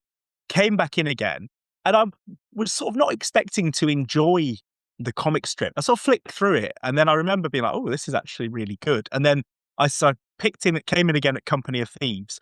The next one is The Glorious Dead. That's an absolutely like fantastic comic, and just made me love Izzy so much, and just the brilliant character and the gorgeous art. And then I was just completely sold. Then it moved into colour on issue 300, and I remember being like, "Oh, colour, not sure about that." And the first story, thinking, "Oh, I don't know, it's like, is it just going to be a bit knockabout, a bit silly?" And then that first story of Phidias, where you get, as far as you're aware, you get Izzy body swapped with a fish girl, Destry, and then her body gets burned, and at the end she's just stuck as a fish person. I thought that whole run was absolutely amazing, and this comes not that far into that run. You've had a couple of stories of her trying to come to terms with the fact that she's been turned into a fish person, which is just beautifully done. And this all being done in sort of the eight page episodes, and the amount of story and character that they get across, I just think it's sort of unparalleled anywhere in the rest of Doctor Who. And when RTD2 started with Star Beast reboot, I was like, do you know what? You should just take a run of comics. Just do comics. Just do. You'll get guaranteed hits all the way through. It's all brilliant. Like, why not just touch on this? So this is just one of a series that for me is pretty much untouchable in terms of just greatness. The Eighth Doctor DWM comics, I think, are just perfect Doctor Who. Yeah. It's the only time I've been excited month to month to read the DWM comic, and I was straight in from the moment the TV movie finished, and because I was so hyped by the TV movie that the moment they launched the Eighth Doctor, I was like, okay, let's see what they do with him, and they don't drop a beat. And I remember very specifically. So what used to happen is on a Saturday lunchtime, my dad, my uncles, and aunts would go to this pub. And there was a comic shop on the way. So my dad would take me to the comic shop. I'd get my Doctor Who magazine and I'd sit there while they drank and smoked and talked about stuff. And I'd drink a Pepsi Max and read my Doctor Who magazine. And sometimes I'd flick through it first, decide what to read. And I'm so glad I didn't with this one, because I remember just going straight to the comic strip and then turning over and seeing the Daleks and being like, fucking hell. The cliffhangers in this one are all brilliant. And I mean, we'll get there, but I'd forgotten about the ending as well. I'd completely forgotten that that's where this one ended. I think in my mind, because obviously it was month to month, so this run went on for a long time. 6 months. Yeah, but it felt like I couldn't believe how few stories there actually were, like how quickly we get to Oblivion, which is where we're going after this. But they're all so good, and the art is just gorgeous. And I think that the Scott Gray, Lee Sullivan kind of pairing is fantastic. Like, I think it's just what they do, and then all the rest of them as well, all the colorists, everyone's just great. Even the lettering is just wonderful. Did you say that was Roger Langry? Yeah, amazing. Like, it looks beautiful. I said because your COVID purchase was the cover of Shakedown, wasn't it? We were talking about mine was some of the pages of Ground Zero, and what I actually wanted was the page. I wanted the cliffhanger from Glorious Dead, which is, to my mind, one of my favorite. What I think is nice, and it goes for the EDAs too, is that some of my favorite moments of Doctor Who as a whole are in these media. They're not necessarily the TV show, not even the audios. And one of my favorite moments of Doctor Who is the episode of Glorious Dead, where you've got Izzy writing a letter to Max talking about fighting these monsters. The Doctor's disappeared. She's on her own. She's learning how to be the Doctor, how to lead the revolution. And you get to the end, and the villain comes in, and she goes, "Beat you," and he goes, "Congratulations," and shoots her. She gets shrunk. And then the letter's just like, "All the best, Max. Speak soon." And it ends. And I completely lost it. I mean, I just thought that was the best, just heartbreaking, so well put together, just brilliant. That and the bit in Shadows of Avalon where the companion Compassion gets thrown off a battlement and the Doctor's thinking she's about to die. and then she just disappears, and then with a wheezing, groaning sound, Compassion appeared because she's turned into a TARDIS. Those two bits, they just stand up alongside, you know, I'm not going to let you stop me now. Like they're just brilliant moments, and I think in this run, I mean the cliffhangers to this one, and they do the sort of splash page cliffhangers that work so well. And in this one, where Izzy just swims into a load of Daleks, it's just visually, narratively, character-wise, it's all just unbeatable. It's so good, and just that there were people doing this every single month. And I don't know, I'm not really a comics person. I don't know how people in the wider comics world feel about whether they know about these comics. I just feel like they stand alongside anything else. And I feel like they probably don't get that much respect. I know they've been released as graphic novel format, but because they're sort of magazine comic strips, maybe they don't get regarded in the same way as you would, like, you know, Dark Knight Returns sort of thing. But I just think they're every bit as good as the best that any of DC and Marvel can offer. Yeah, I'd be interested to know, because I'm not a big comics person. I have read a fair amount of comics because I'm a nerd. Same, yeah. But I'm not immersed in the world to know where something like a Doctor Who comic would fit. I was obsessed with Daredevil, and I've read shitloads more Daredevil comics than anything else.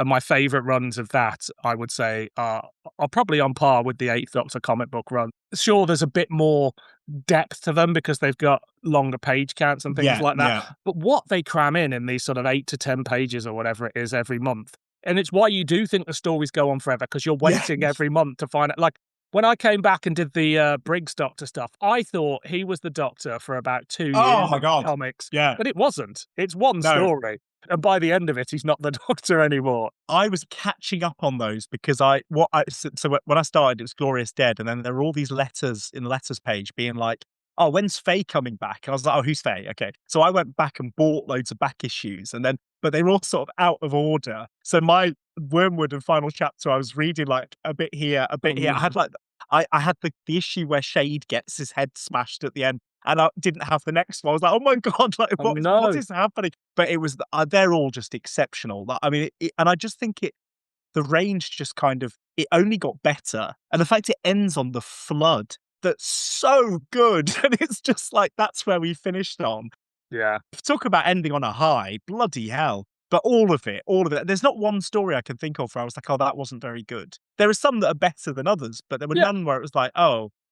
And then some of them that I don't feel quite as passionate about are still visually, things like the autonomy bug, visually amazing. Like I don't care about it particularly as a story. It's fun and not much more. But like I think it looks amazing. And there's so many just through the run that are just absolute 5 out of 5 bangers, including Children of the Revolution. Yeah, because Doctor Who magazine have gone, "This is ours. This is our run." Because it took them a while to get there with the Seventh Doctor, and they ummed and ahed with different versions of the comic strip from sort of like 89 through to 96.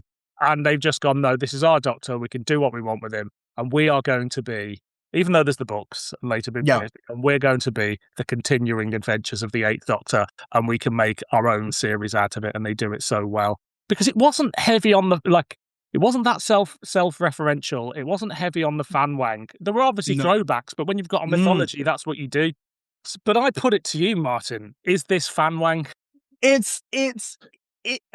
think it's the right kind of fan wank. I think I remember. So I think I must have obviously the first cliffhanger, Daleks appear, and you're like, "Whoa, fuck Daleks." Second cliffhanger is the one where the Daleks appear but save everyone. And they're like, "Hello, Savior." And the Doctor's like, "Oh, this is different." I think I must have realised at that point. I think I did realise straight away what it was. I was like, okay, this is going to be the human Daleks from Evil of the Daleks. I think I knew that. But nothing, I still got shivers when the Dalek comes in and the Doctor's like, "That mark on your dome." And it's like, "Yeah, they call me the leader or whatever, but but my original name was the one you gave me." And even now, I'm getting like shit. It's so good. I think it just gets you. I think also partly because it's a lovely idea that hadn't really been followed up on. That it was sort of like, okay, we've got this concept, and this is something. I mean, I think the new series should have done this one. I think this would have worked really well at any point in the series. I can imagine Capaldi particularly doing the whole like seeing Alpha again thing really, really well. But any of them could have done it. And I just think Yeah. it's lovely. I don't think it, so it is a little bit wanky. Then again, it's using the Daleks. So it's always going to be a bit, okay, Daleks again. But it's doing something that we haven't seen before. Yeah. I like the fact that it sort of then puts the Doctor in a really awkward position because there are humans on one side, Daleks on the other side. He's trying to help both of them. Yeah. And I think that's really nice. And I just find it really sad at the end. It really gets me a bit that these poor Daleks. It's a really depressing ending for like this whole, because it's a whole civilization, a unique civilization wiped out in one swoop, and they do it to protect themselves and to protect the humans who want to destroy them. It's like, what a big story to tell. That's a season finale right there. Oh God, yeah. Because but it is like the two things you want to pick up from classic Doctor Who of the Daleks at any point. It can be done with minimal explanation. Is those Daleks from Evil and the army of Daleks buried underneath Biridon. Like, the frozen Daleks. Yeah. Like, both of those are prime to be mined, whether it's by spin-off media or the TV show as a whole. Like, it just works. Yeah, absolutely. Without too much explanation. So it is fan wank, but it's the best possible kind. What's the guy who directed Wrath of Khan going, I want to do a sequel to that random episode and make it a big blockbuster film? What is it? Is it Nicholas Meyer? Did he do? Yeah. What I mean, and it's exactly that. It is like we've got this because, of course, what we could do now is show the scale of this comic strip on screen that we never would have been able to do in the past. But it's big, whereas Evil of the Daleks is very much very small, and it's until the end. But it's the Doctor talking in rooms to the Daleks, and the Daleks being all Whittaker, mischievous Daleks. And then in this one, it's big, and it's big submarines, and it's an underwater planet, and it's all this stuff. And then their city, and you get you see what their city looks like, and it's that nice sort of modular Dalek city. Yeah. And then you've got also the villain of the piece that's a big many-eyed squid who's sort of manipulating everybody as well. And just the Daleks, and that you do in this one also get the Daleks talking amongst themselves. And some of them are not necessarily in agreement, and that's sort of something that we sort of miss quite a bit as well in New Who. And whenever they do it, it never works as well for me. Like the Stephen Moffat friendly Dalek just sort of annoyed me a bit. I don't know. I never really felt that attached to it. I wasn't like, oh, great, so happy to see you again. Yeah. Rusty, was it Rusty? Yeah. I was like, ugh. But the way that they do Alpha here, and he's just like, you saved us, and you gave us like a new way of seeing things, and we went and built something really beautiful. But we also know that everyone in the universe wants to kill us because we're Daleks, and it's just this lovely thing of like their sort of otherness, and they've had to protect themselves and hide themselves away, but they're still quite friendly and open, and they help the humans out. And then for various reasons, they get manipulated and end up in this situation where, they all have to kill themselves, which is just horrible. And the Doctor's really broken by it at the end and just sort of goes off, and he's like, this is horrible. I tried to help everyone and I helped no one. Yeah. The good Dalek thing has been done since TV. It's been done on by Big Finish a few times to varying degrees of success. I think it works in Dark Eyes. I'm trying to think where else they've done it. Oh, Dalek Empire, it happens as well, but then they turn out to be just as sort of mischievous in their own way. They're just different. The parallel. Yeah. And it is something, again, that's crying out for a proper TV story at some point of like, whether it's this story or a different one of just like, what does a race of good Daleks look like? And I just think it works so well here, because when you see those Daleks underwater, and Scott Gray said that when the editors were like, we want to do Daleks again, he was just like, Daleks work really well on screen and they work really well on audio, but like actually they're quite static in comics by the nature of comics, so you have to think of something really interesting. And then he said the idea clicked when he thought of Daleks underwater, because that's a cool image. And then the idea of picking up on the Daleks from Evil of the Daleks, and he was like, okay, now I have my story. But I mean, it's funny he'd said, because they do Daleks so well in the comic, because Fire and Brimstone is a great use of the Daleks as well. They look, and this one, it's just a bit in part 2 where you have the Daleks they think it's the Doctor coming in, and they open the doors, but it's the Daleks on the other side, and it's doing that thing of shooting the Daleks from below or drawing the Daleks from below that works in any context is just so cool. Mm. And it's just beautiful. Like the colors are amazing. There's real atmosphere to this, to all of them. Kind of everything I say about this one kind of counts for all of the Eighth Doctor comics as well, but really great. And artwork wise, the colors, like I had to go and check whether this, because I read the graphic novel and I Yeah. had to check whether it was in color because in the book, because the colors are massive. The drawings, like it's the cliche, but this is Doctor Who bigger than it's ever been. I've just done for this podcast Empire of the Wolf, which is the 8th Doctor, 11th Doctor, Rose Tyler thing. And it's actually a very contained sort of like, nobody's gone, we're doing sprawling armies and this, that, and the other. Like, it's something you could actually quite easily do on TV.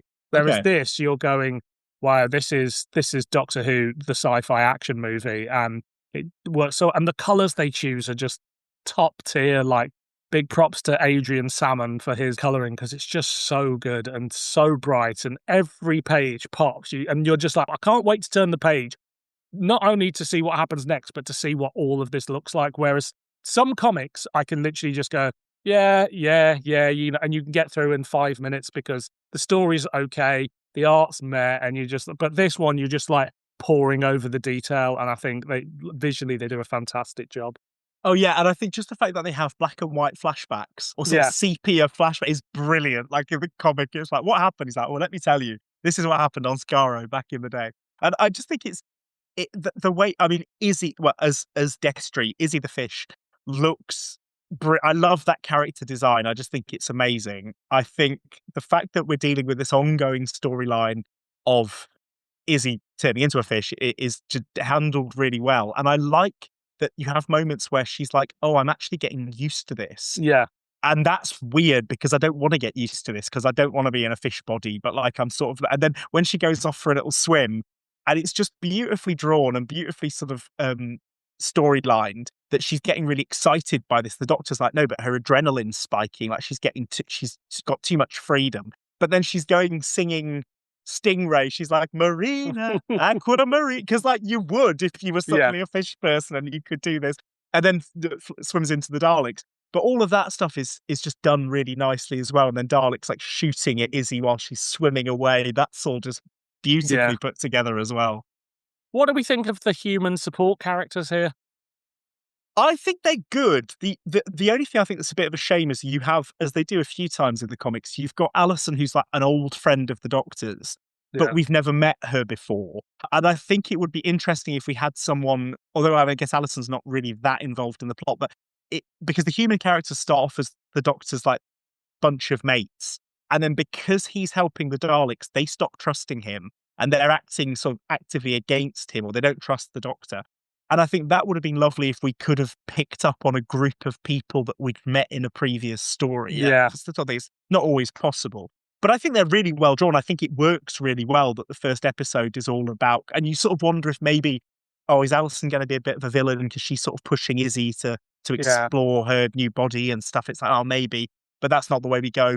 And the other characters all seem really likable, and then they're under threat and you really worry about them. And then they're suddenly actually they're becoming the problem in this scenario, but the Doctor's still trying to help everyone, and at the end he's just disgusted by everyone and just storms off. And I think that's just brilliant too. So, and I like visually, I think they're all really distinctive characters. I think that's really good too.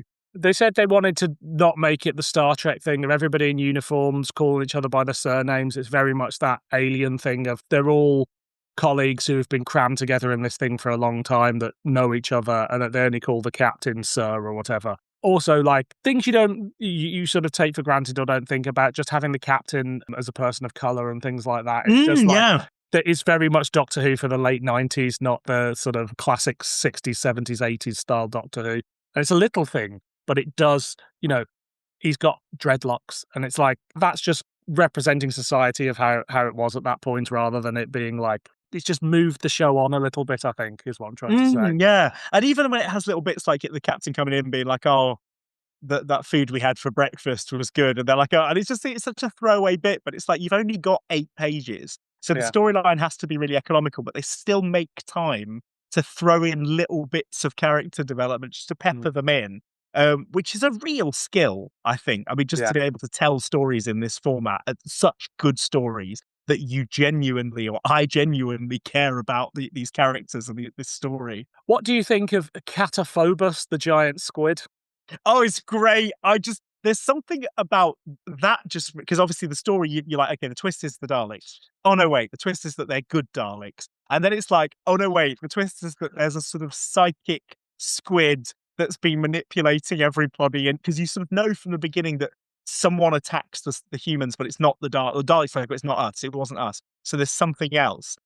And I just think that the way, the cliffhanger you get as well, where Izzy's thinking to herself and then just gets electrocuted by a tentacle, and it's like, oh, shame you were thinking about that so loud or whatever. And then you meet this huge squid thing with loads of eyes, and it's sort of manipulating everybody because it's sort of eaten all of its fellow members of its race, and it just wants to feed on everyone's energy, and it's great. And I just quite like that it's quite sort of petulant, and the bit where it's like, that was a grave mistake, little Dalek, or something. And you can imagine that this would be, not Michael Sheen because he did the other thing, but it would be one of that. You'd get a voice actor, you'd have someone really good doing the voice for it, and it'd just be like kind of creepy, and it would look great as a CGI or even as a model, but it would just look brilliant on screen. I think Cataphobos is a great villain. It was an element I'd forgotten about the story because I just remember it being humans and Daleks tearing each other apart, which would have been enough. But then you throw in this great big other sci-fi reason, and it works. It kind of, on paper's the wrong word because it's all on paper. But I can imagine if you read a synopsis, you go, "Oh, I'm not sure that bit of the story works." But you've already got, we're doing a sequel to Evil of the Daleks. Like it's kind of a bunch of ingredients that you go, that sounds like it should be a bit of a car crash, but it's just all handled so well. Oh yeah, really, really well. And I think that's the other thing, they manage to do balance really well, which sometimes it is astonishing when you get like things like On the Flood, where they weren't sure how many episodes it was, how many parts it was going to be, and they were sort of working this story that could sort of extend or shorten depending on how far they got through. And I just think it's brilliant. I think they managed to just make everything feel so meticulously planned. Yeah. And it all flows together really, really well. And I just think it's just a brilliantly paced story, this one. You get all the surprises at the right times that carries you through, and you get the human stuff coming in. And I just think it's a lovely ending. I mean, it's quite abrupt because that's the way it comes in. It's just like, actually, we're just going to sacrifice ourselves. Yeah. And it's sad, and it's like the Daleks are all, and they do it all together because they've all been living together and they've got this community, and they even go into the detail of, well, when we started, we weren't all in agreement and we were killing each other, but then we realized we had to move past that, and so not everyone, they don't have guns anymore, or a lot of them don't have guns anymore, and that's really sweet as well. Just this idea of the Daleks structuring their society. I think it's just done brilliantly. So when this comic strip was released, they didn't feel they'd done the end justice enough. So if you get the graphic novel, the end's extended by a couple of panels just to show the true destructive nature of the Daleks blowing things up. But it doesn't end there, does it? Because it ends on a cliffhanger. It ends on an absolute... And this is what I'd forgot. I mean, I remembered this being a cliffhanger. I just didn't remember that it was here where we get this cliffhanger. I absolutely lost my shit at this cliffhanger because you're dealing with a story where already you've been through a lot.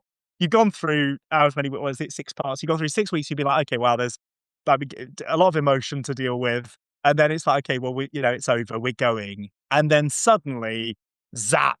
And because obviously we've had this story where Izzy switched bodies with Destry. And as far as we know, Destry died in Izzy's body. Yeah. Which turns out not to be the case. At this point, that's what we think happened. And so, but we haven't really thought anything beyond that. We just thought, okay, that's it. This is Izzy's story. She's got to get used to being a fish. It's a comic strip, cool, fish companion. Why not? And then we get this pair of sort of crystalline, shiny monsters appearing. And they're like, come on, you've got to come back home now. And the Doctor's like, and they say like Destry and Atos, like, and he's like, no, that's not her. That's not her. And then they just put him down and fly away with the Doctor unconscious. Mind blowing. We haven't had cliffhangers like that. I mean, this is not the way Doctor Who stories end. You sort of open-ended. I'm trying to think. Maybe like Keeper of Traken is the only one where you Yeah. have an ending that's a real like what? But I think this, it's such a magnificent. Not even talking about where it goes afterwards, but just a brilliant ending to have. And that idea of ongoing drama. I mean, if anything, maybe I'm trying to think if TV more recently, maybe the Rebel Flesh, Yeah. where he melts Amy at the end, maybe that sort of thing, where it is a real like what? Yeah. But I think this is a proper like just desperate to know what happens next. And I mean, and the masterstroke of this is that the next episode isn't Yeah. Izzy and the Doctor, so they go back to Faye, and it's just a one-off and like a mission to the unknown sort of thing, just to then link back in. And that too is just amazing that they made us really wait for the resolution of this. And then once all that and then it just gets better and better once we move back to Oblivion and all of the backstory. Yeah. But this is what a brilliant way to end this story. I mean, I don't know how long they were in sort of discussion of how many stories there were going to be before we get this, but I wasn't expecting it. It just wasn't something I was thinking about. I thought the story was done. I thought our story was Izzy as a fish. I never even considered any of the rest of it. And I just think it comes in and it's so beautifully done. And just the creatures that sort of talk, they hold hands and they sort of, and you'd imagine that they'd have one of those voices like, Yeah. Destrianatos has been broken. She must be fixed. But they're so creepy and they just zap people with energy. It's like, oh, brilliant, just wonderful. It's amazing stuff. And like the whole run is like that. And as you say, it's another great cliffhanger and another great twist in something that's got great cliffhangers and great twists. It's like every episode just keeps giving and giving and giving. And it's brilliant to go back there. I don't have too much more to say on this. What about you? No, I don't think so. Just that, I mean, if anybody, I'm sure there won't be that many people, but if anyone listening to this hasn't read the whole of the Eighth Doctor range, I would just say it's so highly recommended that, I mean, I think consistency wise, and I'm sure you said this in episodes long, many, many years back on this very podcast, but I don't think there's anything else that really comes that close consistency wise. I mean, there are, because you're a fan of season 6. I am indeed. And I also think that is a very consistent, coherent run of Doctor Who. But I think that they did, because what did it start in 97? No, well, when was Endgame? Was it the year after the TV movie? Yeah, because Ground Zero's still running around the TV movie time and a bit after, I think. Yeah, you have to murder Ace before we can move forward. Well, isn't it always the way? But I think so for however many years it is, whatever it is, 8 years or whatever of stories, that they just don't drop the ball. There are no bad stories in the run, I would say. There are some that are not as strong as others, but there are no bad stories. And that for Doctor Who is absolutely wild. Yeah, the TV show's never managed it. The TV show has never managed that. No, it's like where you've always got a censor, right? It's popping up somewhere. But I think it is just really everyone involved in it, but also, to Gary Gillett, to Alan Barnes, to Clayton Hickman, all the editors, everyone that was sort of around this. I just think everyone made the right choices, which for Doctor Who is also very, very rare. Because when does the direction match the writing, match there's no music for this, but they stopped giving out the free discs on the front cover, but things like that. But it's all just so, and I do feel I have no problem with Doctor Who remaking and plundering its past. And the fact that the 2005 series, we got Jubilee, not actually a remake, but we got, inspired by, and then we got inspired by Spare Parts and all of these things. And it's like, why have we not done things like Children of the Revolution? It ticks every box. Like, it's just great story, great cliffhangers, great. You'd obviously have to restructure it, for a 2-part, whatever.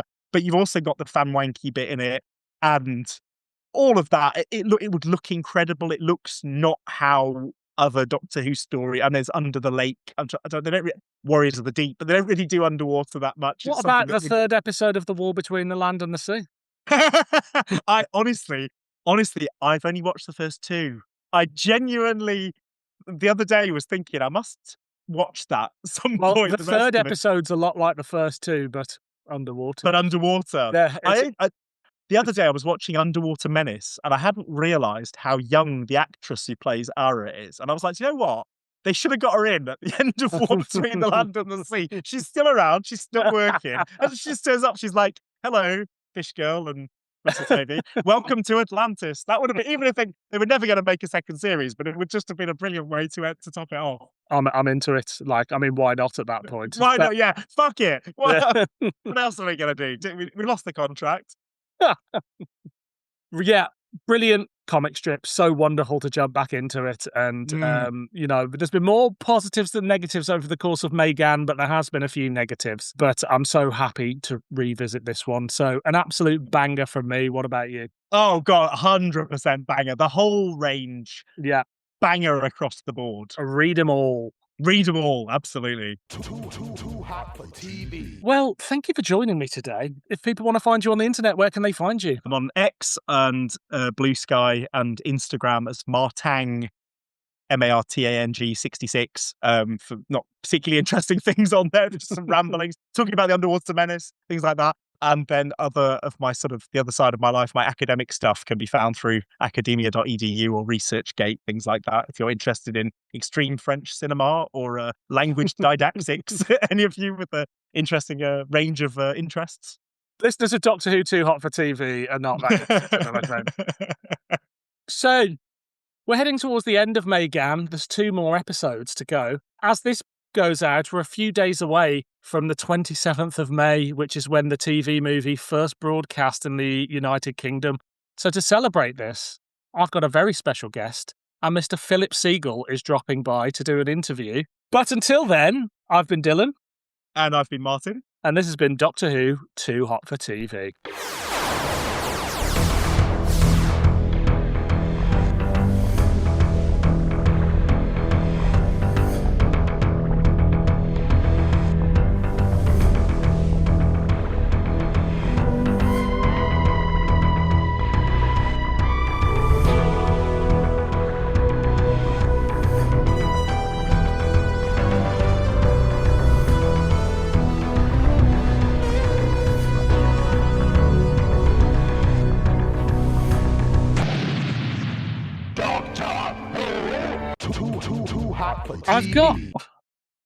I've got 5 out of 6 behind me. In fact, if I unblur, this is good for people listening, isn't it? But how do I turn my blur off? It's all gone horribly wrong. Oh, there we go. Right, my room's a bit of a mess at the moment, but up there's a mix of Daleks, including Millennium Daleks. Have you got those little the little wobbly ones that have come out? I don't know if they're that recent. Someone bought me this set of 4 little. No, I've not got them. Quite fun. Just give them a little flick and they just dance for you for a bit. It's quite nice. But the shelves are a mess. I need to sort them out. Oh no, never say that. They look beautiful. Thank you. Can't be too messy. Well, exactly. Too hot for TV.